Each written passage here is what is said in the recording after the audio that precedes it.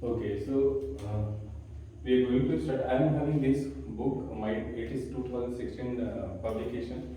Some updates might be you are having in your book, but remember from the old and the new one, the only difference is about some of the removal of the portion from the old book. It doesn't mean that in the new something is enhanced and this book is not having. So ultimately the books are going to be clean. Coming to the topic, I'm going to start the video from chapter number 8 because previous 1 to 7 you have given in the after examination might be. So what we'll do 8, 9, 10, 11, 12 we will complete first, then we'll go to the starting 1 to 7, and this way the entire syllabus will be completed. So I will not go in such a deep way, just the phenomenal things which are very important that I am going to explain. And what I will do, I will go with the numericals, then the doubt session whenever it will be scheduled, that time you can ask the questions. So my strategy is that while explaining the physics, just remember something. The topic which you are going to discuss, three terms you have to remember. The first one is the definition or the theory, whatever you want to write. The next one, if the term is having a formula, then you must. And third is the unit.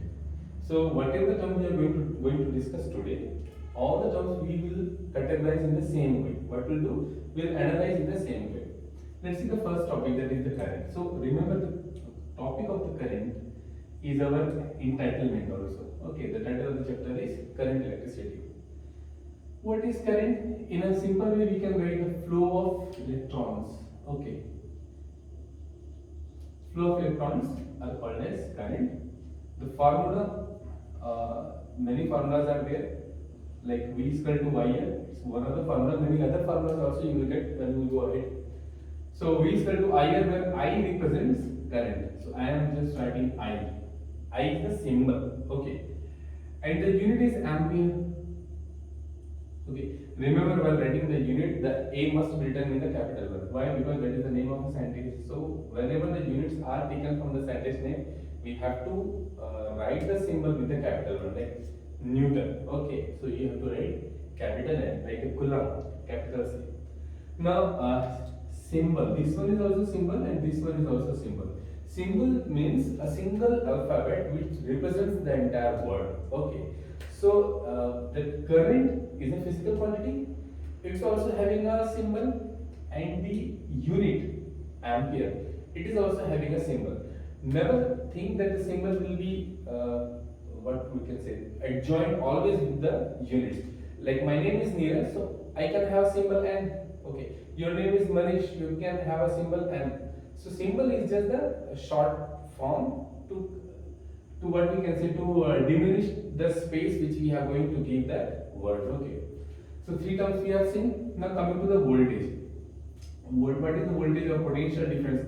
Just name potential. Okay, potential and the difference.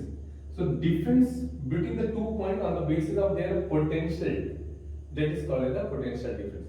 It is one of the factors which decides that how the current and from which direction the current will go. Remember the previous class chapter, class 9, you were having heat transfer.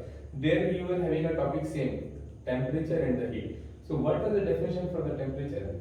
Temperature is actually a physical factor which decides that how and from which direction the heat will transfer to which direction.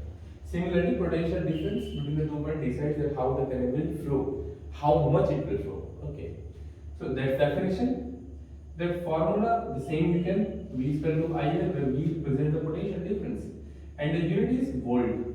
Okay, small v we have to write. Next one is the work done. So QV, remember W is equal to QV. Q is the charge and V is the voltage again. So definition is this much only. I don't think the definition will be asked in your examination in the class 10 board, but if it comes then it's okay. It will hardly come for the 1 mark, not more than for it.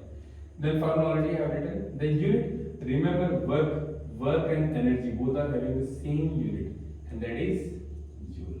Okay, so you will write joule, and again the symbol is in capital letter. Now Ohm's law, one of the starting and the most important Ohm's law. Sometimes students are writing this one as Ohm's law. No, that's not right. It's a formula created from the Ohm's law. Ohms, remember any law whichever you are going to see in physics, always it will have a proportionality, है ना, वो उसके समानुपाती अनुपाती रहेगा, ऐसा रहता है. Never the scientists are going to mention the exact value with the is equal to sign. So Ohm's law says that with the condition that physical conditions are constant.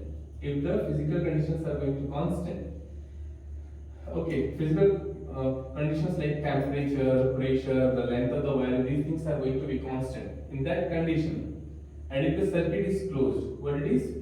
Circuit is closed. Okay, so two conditions were there.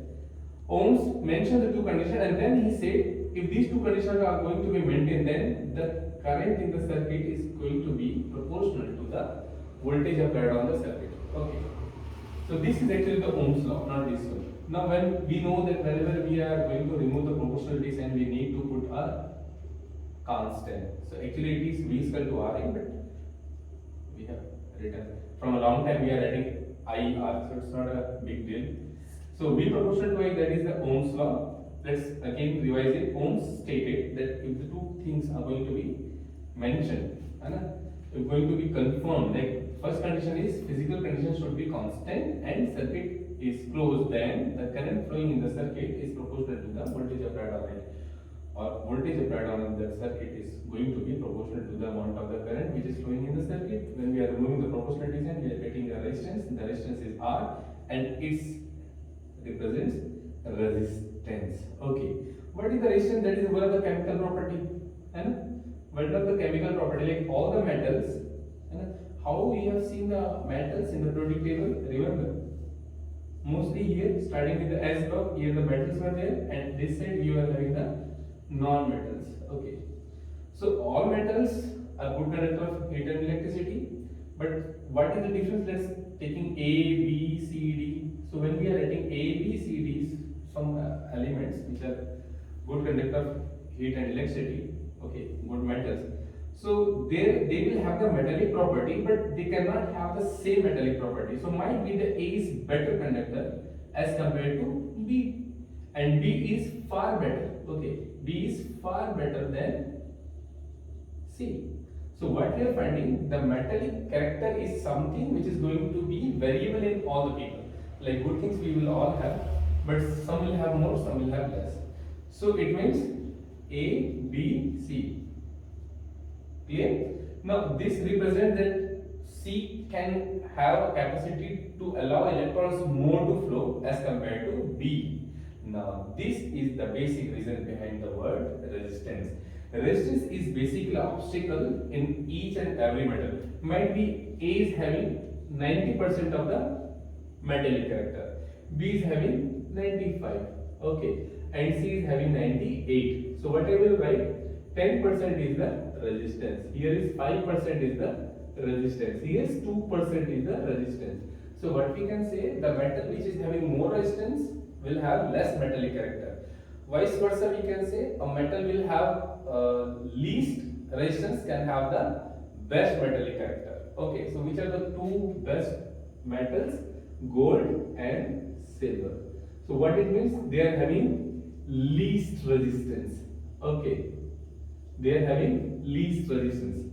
But doesn't mean that if a metal is having high resistance, it doesn't mean that it's a non-conductor or bad conductor. Bad conductor, that is different phenomena. Bad conductor means that never allows electrons to flow. Like this, I'm taking the tungsten. I'm taking tungsten. Tungsten is very high resistance. Okay. So what it means? Will it allow the electrons to move? Yes, it will allow, but it will create some obstacles also. Like suppose this is the electrons. Electrons are moving, and these are the resistance. So these are just like the speed breakers. Speed breakers never stops our journey. Speed breakers slow down our journey. Okay. So these are the speed breakers. Okay, and they are just behaving like a resistance. Clear? So tungsten is having a high resistance, even it's a metal. You know where we are using the tungsten? We are using tungsten in bulbs. Okay. Similarly, like nichrome. Okay.